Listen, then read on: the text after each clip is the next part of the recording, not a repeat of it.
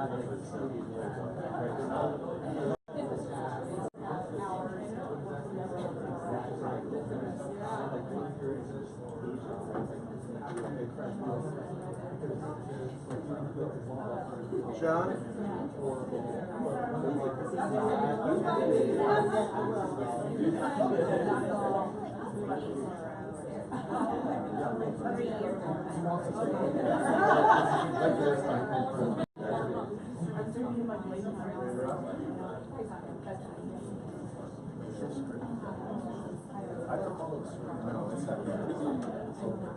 I know. How have you been? It's up to the There we go. You're all set like this? All right, guys. Come over a little bit so I'm not getting like the Twitter logo across your... Your face tattoo? What's it? Hold on a second. All right, there we go. Come on in. 1, 2, and... Cool. All right, what? Ready? It's going on. I'm just giving you a warning. So this is going to be... this is... It's painful. That's why it's at the end. All right. Yeah. Hi, everybody. Good morning. Welcome to the balmy balcony room E. I'm pretty excited to be here. This is the kickoff for our strategy track. If you guys have seen the rest of the schedule, we have an excellent amount of programming. Today we're going to start off with the panel on data strategy in general, with some real data-minded focus over here. Next up we have a design thinking panel, and we follow with a writing workshop. So we're actually going to write together. Isn't that great? So again, thank you for joining us. This is a niche community targeting with social data analytics. Kind to everyone in the room. You're welcome to tweet along at AAF_DC and hashtag AdWeekDC. That's ADWKDC. I'm pleased to introduce our panelists for this session. Starting from the left, we have Kurt Roberts, Chief Creative Technologist at RB3 Agency. We have Louis Belpaire right here, Director of Analytics, Silverback Strategies, and our moderator is going to be Gonzalez. He actually heads up Data Community DC, one of the largest DC meetups we have in the area. Competing with DC Tech for that one, right? We are the largest active technical network in the DC area. There you go. 16,000 members. All right. So I'm just going to hand it off without further ado. Please, Sean, thank you. Good morning. Good morning. How y'all doing? Warm. Yeah. They are working on it. It's kind of hot out. They're supposed to be working on the AC. Teresa in here, did she get out before everybody started sweating? We've got 45 minutes to go, and Tony is live streaming everything. So if you miss anything or you want to look at an answer or something in the past, you can KDC Facebook page on. I thought we would start off just by our back.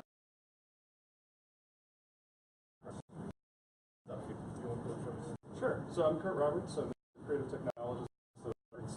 We're located in Bethesda, just next to the metro.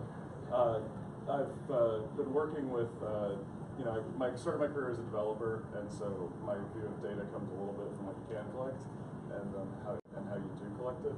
We, at the agency, share that sort of shared data practice among strategy, technology, and media. So I'm going to try to represent all three of those parties as we'll talk about it here today. I've worked on a number of clients, and this year we did a really big project with Norfolk Southern. I'm going to talk about a little bit more up here. The freight rail company and sort of reaching politically active audiences and people with convictions in the community. I've also worked locally with Long and Foster. We did some promotion for Coca-Cola. These got a very mixed sort of. Excited to be here today to talk a little bit more about it. And everything from politics to lines kind of blurred these days. Huh? Yeah, I mean, I think that you see a lot of metro advertising for like the big associations, airlines work, and freight rail works, and that sort of thing. So there's a definite commercial interest in how that stuff happens. Awesome. So I'm Bill here. I head up our paid media and analytics team at Silverback Strategies. We're a boutique agency located in Old Town, Alexandria. We have about 25 employees and 40 clients. Just like you heard, very different mix base of clients, I would say that what they all have in common is that they're interested in the performance side of marketing. That's kind of what we specialize in. I personally have a search marketing background. Fun fact, I'm actually from Europe. I search marketing at the Groupon international headquarters in Berlin, and I moved to Silverback in the US about 3 years ago. So yeah, we really focus on that performance side, and that's what I'd like to touch on today. There's a lot of online marketing channels you can be on. It can be hard to report on that data to work best, and I hope some of that knowledge will be I'm Gonzalez, co-founder and current president of Data Community DC. We founded ourselves back in 2012. We just enjoyed geeking out with each other, talking about algorithms, machine learning, data science in general. Then it turns out that lots of other people also like to talk about it. And we started events, and right now we have at least one event a week. We reach 500 or more people. We're expanding. We have, I forget if it's 10 or 12 groups that are meeting every month now, and our goal is to promote data practitioners, data scientists in their work in the area, and we just started doing live streaming and stuff, so we're always expanding. And in general, guys, if you have questions, if you want to get involved, it's okay. There's no divide here that eliminates any interaction. Welcome to ask any questions you want right in the middle of things. But we've got something to kind of get the conversation started. So is this the live demo or is this a slide? Yeah, so this is this is a web page. The resolution with the computer is kind of shrinking the dashboard, but this is a dashboard that I've made. This is just internal for our agency, knowing that there was this event, just trying to show if there's any trends that are going to pop out on our website based on this event happening. So the tool I'm using here, we use a lot of different reporting tools. I think there's one that's particularly great if you're running a lot of different channels, which is called Clickfolio. It's a Canadian company, actually, and the reason I really like it is because they let you build these individual clips and pick any data source you want. So they integrate with like 50 different data sources. That can be your Facebook page, your Twitter page, your Google AdWords campaign. They have more than 50 connectors. That can be your CRM, HubSpot. All of these tools integrate with Clickfolio, so that someone like a marketing manager that doesn't have a coding or necessarily a data visualization background can really just go and play and plug in the data. It's all dynamic. It automatically fetches that data. So if you look at 8 a.m. and see you have a certain amount of followers, you can look back 2 hours later and see if you got more traffic as a result of a specific campaign or anything like that. There are more advanced features. If you're familiar with coding, you can fetch data from your own database and display it on the dashboard. So one feature I really like is that it integrates with Google Spreadsheets, for example. So a lot of us still work with either Excel or Google Spreadsheets, and that's what we use to report internally on performance. Well, it would be crazy to think that let's say you have a meeting in a couple of weeks, an internal meeting, and you have to report on marketing performance. To think that you can just create your own data visualization and chart everything and code for that. What Clickfolio lets you do is if you have that data, whether again it's from one of the main advertising platforms or in a Google Spreadsheets or on Excel, you can use that as a data source and have it feed into these clips to automatically create charts. So we have a few examples of clips here. The one up there is just a very simple view of the page views on our agency sites on a weekly basis and the channels that are driving these page views. That's coming from Google Analytics. I'm sure a lot of you are using Google Analytics. It can be a little hard in there to just spot trends or know which channels are sending you traffic, to have that quick overview. This just lets me know that on week 38 of the year, we got a lot of organic traffic. If I want to dive into that, I can go in Google Analytics and see that, but it really clearly jumped out at me. The other clips, this clip is coming from Twitter. These are just your main basic Twitter metrics. That's automated as well. I can see the Twitter mentions we got for the company. Here is a view of the costs so far this month in the Google AdWords platform that are related to marketing terms. Here I have a daily view of the reach of our Facebook page. So as our content team is putting content for the agency on the Facebook page, we can monitor if we're getting an uptick. So all of these clips and what they contain can be entirely customizable, and you don't need a coding background to do any of that. So that's why I think Clipfolio is a really strong contender if you're a marketing manager and you work across 3 or 5 different platforms. Like if you run ads on Twitter and on Google and they give you separate reports, it's really cumbersome to go and like report to your manager on these trends using Excel. Clipfolio is a tool that lets you do that. So the whole reporting to your manager side of things, right? So let's start diving in on how to use it, right? So the goal here is to make decisions on what content to create, or where to spend your money, or where to apply manpower, right? So how do we, let's just pretend that you're giving a report to your boss, the audience, and we're trying to justify creating what blogs, what we should blog about, what we should write about, how much content should we create? It should be short and sweet. What should the topics be? How do we use this in order to justify some action, justify some spending? That's a great question. So an example we have here, unfortunately again, the screen here is like kind of scaling down the dashboard, but this is showing our top blog articles by page views, and it has association metrics to it. So some metrics are really for content that come from Google Analytics, or user behavior metrics, such as, well, obviously how many views you're getting, but not just that, like are people exceeding your site, the exit rate on your different articles.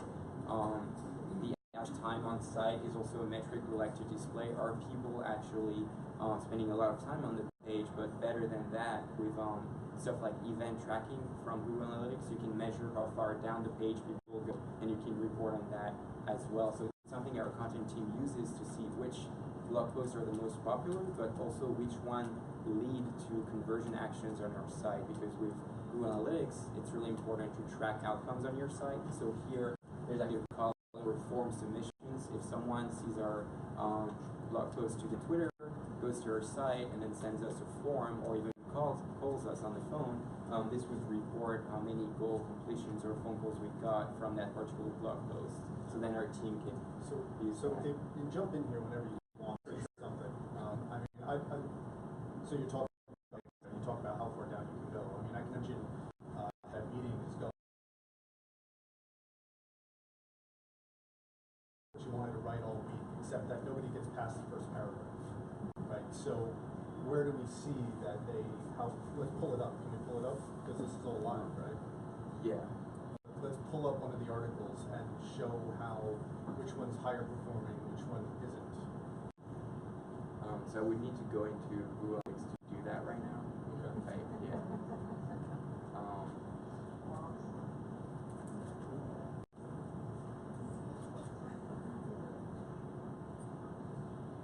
And that is always a tricky thing with these the dashboarding aggregator products, right? You figure out how much work you're going to do to get that dashboard together and providing quick value, and then you just have to tell people what's at the source.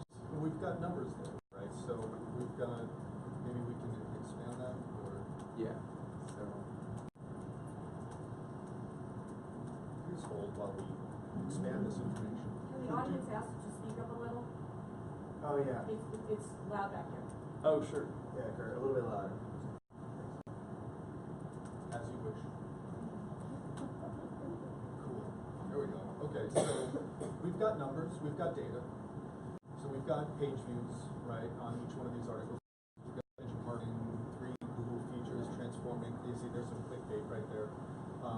Possum has landed, more Google changes. Okay, so we've got, it's ranked by page view there. I bet you can rank by, what is that, average time on the page? yes. Yeah, and that's seconds. Okay. So the number 25 there in the middle is the highest performing one, thinking about which people actually spend time on it. And then the exit rate Would be how many people out of 100 ended up leaving the site after landing on the specific page. Okay. So, for example, there's 3 ways to identify high quality influencers. Post has the highest exit rate. So this piece of content wasn't relevant to people. It's just that once they were that, they read the content and then they just left the site. So So these are like 3 user behavior metrics from Google Analytics that give you a general understanding of how well your blog post is working. So what's the best performing one? Well, I would say obviously from a number of views standpoint, that would be the one about the 3 Google features for the last 30 days. That's the one that has accrued the most page views. The time on site tells us that the one about the new updates from Google for digital marketers has the highest time on site. The rate is pretty good. This would just let me want to dive into the same reporting view, but in Google Analytics to look at stuff like what is the next page path on this blog article. If I want to know what people do on the site after reading this piece of content, you would have to use Google Analytics to look into that. But that's usually my next step. Maybe filter out the top performing stuff, and then GA actually for the next page path, as in what do people do after that. Does this platform give you any insight into, who this follower is? Like, who is this person? Where are they coming from? Where that particular blog that wasn't as popular had a higher exit rate, like you said, that might not be relevant really because the people who were there were engaged. So do you know who that person is? So this is a dashboarding tool, right? So in order to do that, there are tools that can do that. You have stuff like Kissmetrics, or even HubSpot can report on people's specific names and the actions they take on your site, how often they come back, the content they interact with. Their Clipfolio integrates with these platforms, so if you wanted to report on the name of these peoples and all that, you could create a clip for it. This is Google Analytics data, so it's all aggregated. We don't see it here, but if you wanted to, you could add any of these other third-party analytics platform as a clip into this dashboard. Do you do that? Do you use that at all? Or so far, I've we go into these platforms to look at that data. I keep this as more of a overview. This is an overview for the company on the aggregated data and on how we're doing. If we want to get in specific, then we'll go into the specific platform. Yeah. So the short answer is no, but I see how that can probably be valuable. Yeah. We talk about to zoom back a little bit. Like, this is one step in the process of using data to act and make marketing decisions. We talk about measurement planning in terms of what data are you going to collect, how are you going to analyze it, and then how are you going to act upon it. And I think deciding what data to collect is always tricky. I mean, when you're doing these dashboarding exercises, you have to look for events that are a good signal that something's working, or events that are a signal that something's not. With web metrics and stuff you can pull from Google Analytics, that's usually pretty easy time to time, but once you start talking about things in social and start talking about things in the real world, or partnerships with other content providers, if you do sponsored content with the Post or something like that, all of a sudden getting that data in a form that you can compare it across channels gets really hard. And that's, I think, why I go back to that collect, analyze, and act kind of framework all the time, because if you're at the analyze stage asking questions and you don't have a good frame of what the questions you need to collect data for, you're kind of a fish out of water in the situation that you're talking about trying to track a particular person. Louis mentioned HubSpot, which we've been using at the agency to do some of that kind of work. But even then, you're mostly getting information about people who are relatively close to you, because you're collecting. You might get a company name for an unknown visitor, but the only way you're going to get down to being able to reach out to that person and speak with them personally is if they're sort of opting in through social or through an email channel. I mean, one of the things I hear is that it gets really fragmented.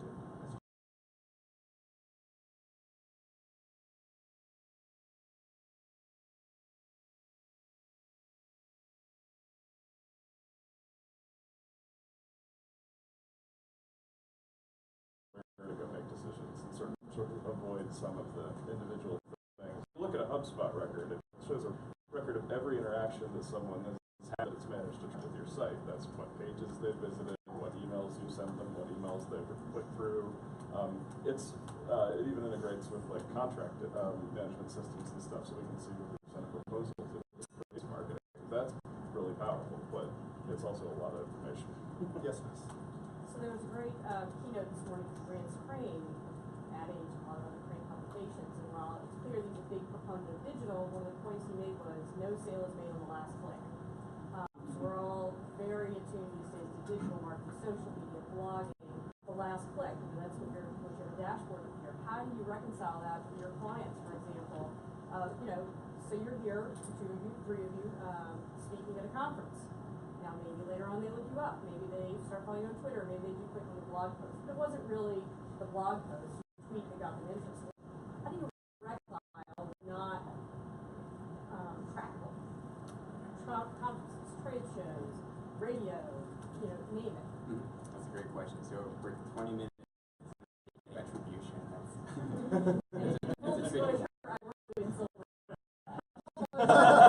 Wait, you guys are practicing this ahead of time. He's like, excellent question. That's really hard.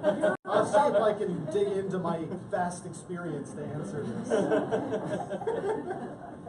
Yeah, so as Rebecca said, with touch points becoming increasingly more complex, people going cross-device, cross-channels, it's a real challenge to all of us marketers, right? So something like Google Analytics, 90% of the reports are still showing you what's called last click data. So just like the example you mentioned, if someone hears about me right now through this event and then goes on our site, Googling the company name on Google, it'll show that found out about us via the organic channel, when in fact that's not necessarily true. So there is no perfect way to go about that. Like, I want to start saying that, disclosing that.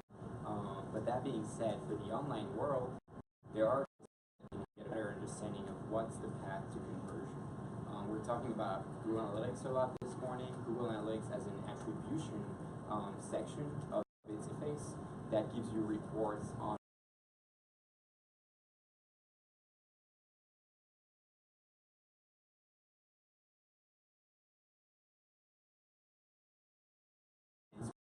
by Google your name organically, you'd be able to see, the Twitter channel in general is getting people to find out my brand, but then they tend to convert, call me, or send a form submission on my site by typing my name in Google, doing an organic search. So Google has a tool that does that via Google Analytics.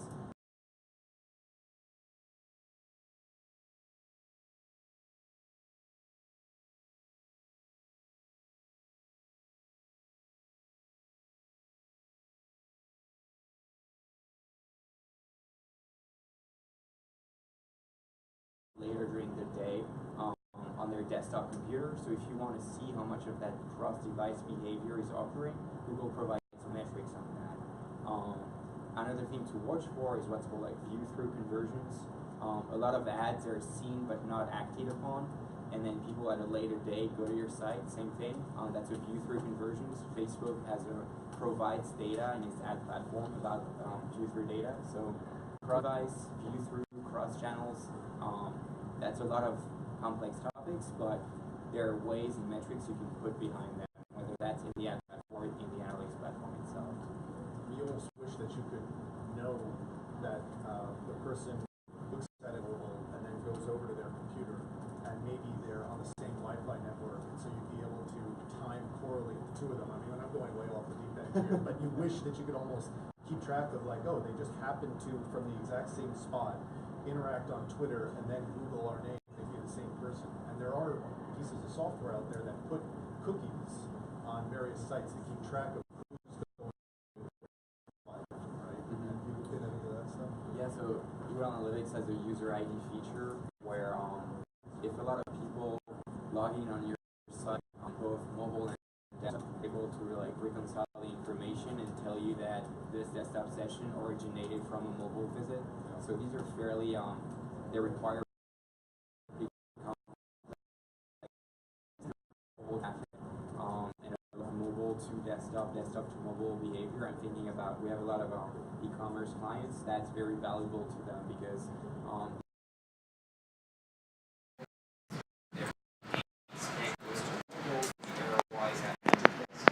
like you see a cool retargeting ad, like a pair of shoes you looked at the week before on your Facebook feed. Usually you don't buy it right away on your phone. People tend to do that more. What happens is people at night when they go home, they'll buy a pair of shoes on their desktop. So we really want to be able especially when you're an e-commerce.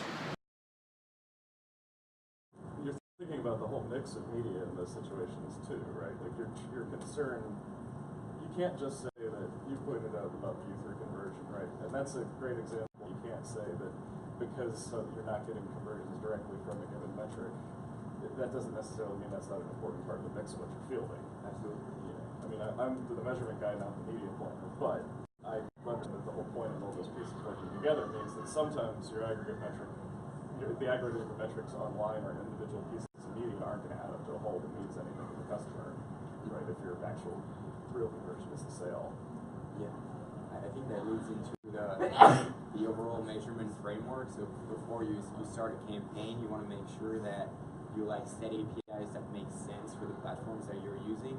If you're judging the work of your social media manager on Twitter based on the ROI, it's probably not going to look like his job is valuable. If you're judging it based on the number of Twitter followers you're getting, but even more importantly, when you retarget to these people or target them on these platforms via campaigns, the ROI you get out of these, when you start thinking about the bigger picture, then it starts making a lot more sense. So if you think of it as a funnel, you kind of need your awareness types of KPIs, then your middle of the funnel KPIs, and then finally you look at conversions. But if you look at conversions and revenue for every channel, then you're going to end up doing just a few things, and that's not the way to approach it. So then, that's a perfect example. How do you get clients to not think so much at those individual channels when they're trying to figure out, should I keep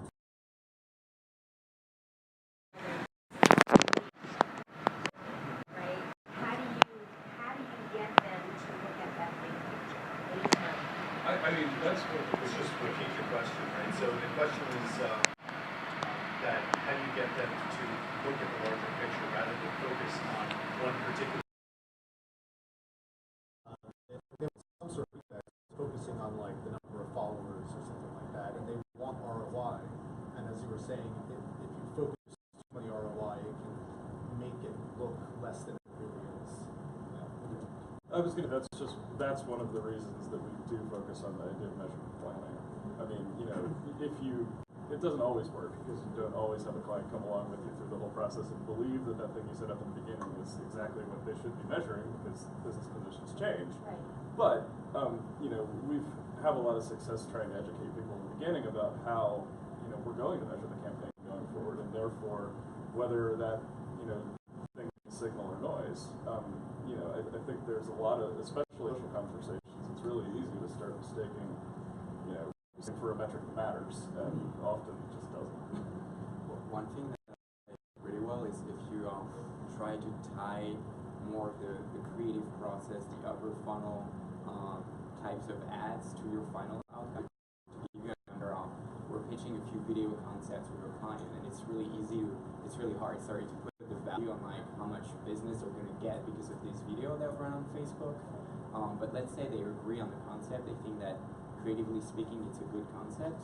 The good next step is to say that you'll gain a lot of viewership, a lot of views on Facebook through it, which is as good as getting a lot of views on TV. But the big difference is that you're going to be able, Facebook lets you retarget specifically to the people who engage with that video, and then maybe you start submitting a white paper for them, or you follow up to them with a different message, and you kind of trickle down to getting to that final action that the business values. So it's really about tying the process together. What's next after with creative awareness. That's personally how I try to get buy-in. But it's definitely harder the higher you go in the funnel. That's interesting because it's very much like the content marketing play, right? Like when you do long form in a partnership, we did this with CNN and Norfolk Southern recently, which is the case station of my intro, where we were trying to attract actually sort of local community activist type people to the brand because nobody buys a banner ad. That's just never going to happen. So what we really care about in social particularly about advertising is making sure people share that and remember that nostalgia for trade, love the trains and the product and that kind of thing, and so that when community support somewhere, we'll get it, whether that means changing crossings or the fact of the matter is railroads involve lots of annoying on the ground things like retracts, bills and transfers, and so those are things that come in communities are from those audiences. It sounds like you're talking about trying to actually build a community. Absolutely. Build people that are coming back repeatedly, and there's interactions in that network. Absolutely. So that network of people on Facebook originally was largely made up of people who were trans. The social strategy that when Facebook wasn't, considered serious, and then all of a sudden it became very serious, we had a really large mass of people who liked looking at trade photos. Were interested in build engines and that kind of thing. And what we wanted to do is shift this towards this, politically focused audience. And so this past year, the content partnership with CNN, where we created some 360 behind-the-scenes videos for Samsung Gear VR or Google Cardboard. So that was the piece of content we were promoting, and that was the first step in really being able to prove that we were going to use the right kind of ads, because we had to find people who would connect with that content. We had a very good creative idea about it, very strong direction for the whole thing. And then we went out and we used some very high-tech and some very low-tech methods of finding that people would be interested. Because we had access to CNN through the content partnership, we could use first-party targeting data on their site, which was very helpful, particularly identifying political audience. And some of their proprietary, like CNN Politics handle and that sort of thing. So that was very helpful. But if you're going to have to string some of this together yourself on social, our social media team sat down and thought about it and came up with a suggestion of one of the things you can use as a signal on Facebook to target is the person's looking as they're using the app. That turned out to be sort of a gold mine for this cause, because what we could do was identify in the 26 states we have a footprint, and that we found state capitol buildings and used that location data to fundamentally target people. So we're getting in front of the audience of people that were off making decisions. And it was actually very effective. I have numbers on my phone because I know that I always forget them when I'm talking, but we did increase their following by, I think it was 40-some%. And on Facebook, which was, they started at 60,000, so it was a big number. The better part of that, though, is from what we could tell from Facebook's analytics, almost a third of that new audience was this politically focused minded people. Do you talk to any of these people yourself? Apparently we only have 10 minutes. I think we have 10 minutes left. I know, it feels like we just got started. There were minus. This is supposed to be niche targeting, right? And you're in all these states, and you guys are talking about numbers in the hundreds of thousands. And I wish that the community had those kinds of numbers. Above else is when we have things out there at our events or on our live streams. When somebody does click on it, we get sometimes as high as 10% of people actually spend hundreds of dollars, right? So not fractions of a percent, but like 10% of the people that click on it. Right? The problem is that how many people can you actually get into a room? So 10% ends up being, 5 to 10 people, right, for any given event. Now, if you have a bunch of events, okay, so that's 20 people, but that's still not the high numbers of things, right? And so there's like this trade-off between trying to build a community and actually reaching people and knowing who the influencers are. Maybe that's what's getting to some of your questions. But since we only have 5 minutes, let's get another question or two in there. We got the gentleman in the back. Any comments about the viewability on video metrics between the companies that are allowed, like the Moats and the ComScore and Nielsen? Any ones that you prefer?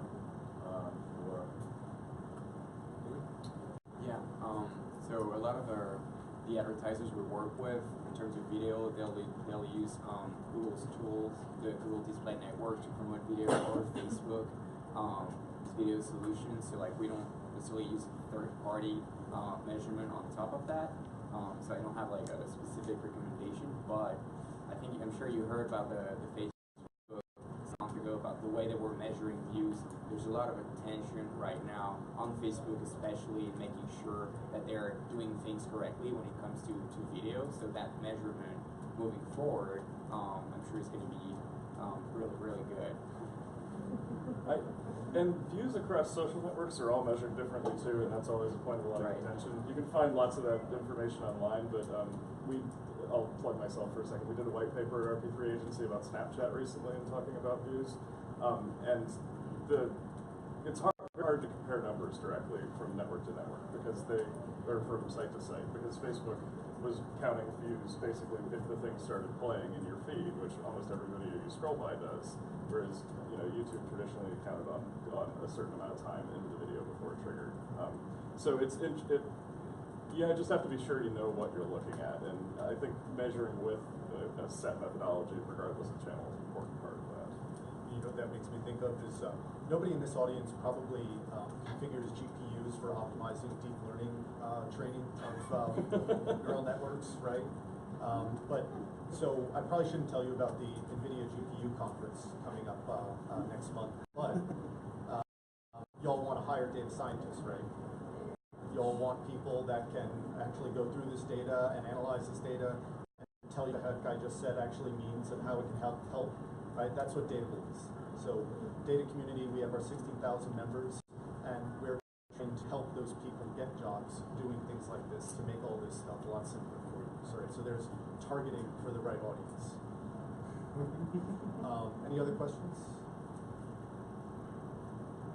Yes. We're talking a lot about knowing what you're looking at, and we had a question earlier about avoiding false proxies. But can you talk a little bit about further tactics to avoid that?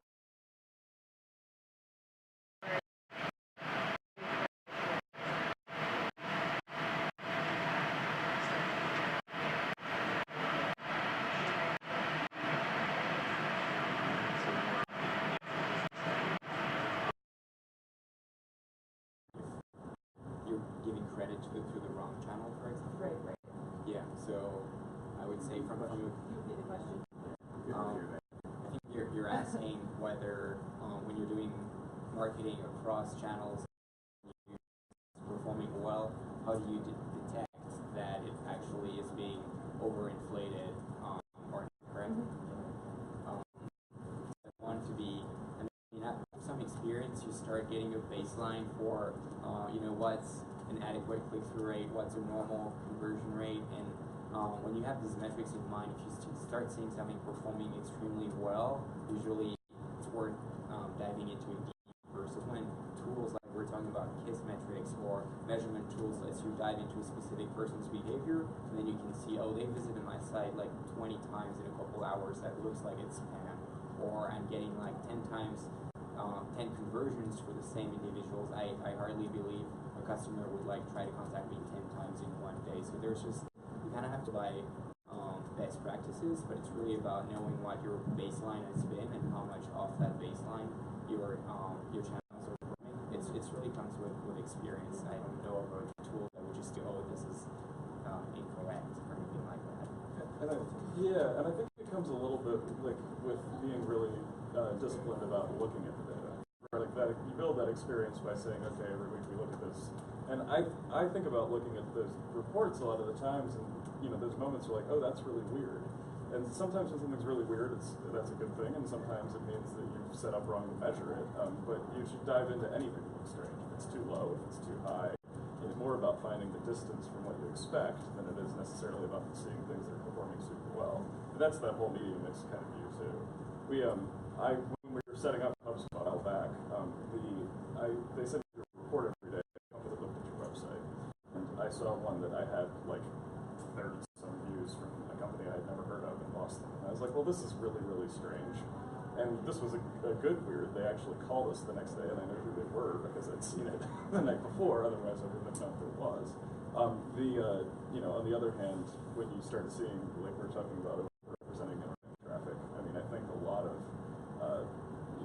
I've had clients that don't want to give you credit for direct traffic to the website. And I'm like, that's kind of a proxy measure. Some of that's a proxy measure for the print advertising we're doing. I mean, that stuff's still out there. In certain industries, that's the way that we find people.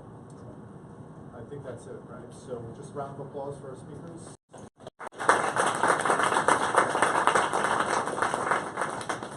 Thanks, everybody. We're going to have a 15-minute break right now. Our next panel is going to be design thinking right in this room. I do recommend you go hang out in the lounge, maybe get some water, replace that water loss that we go over. There's some cool stuff right behind us. Really good coffee there, juice downstairs. Thank you so much. That was awesome, Louie. Thank you very much. Yeah, what's our resolution, man? That's funny. Sorry.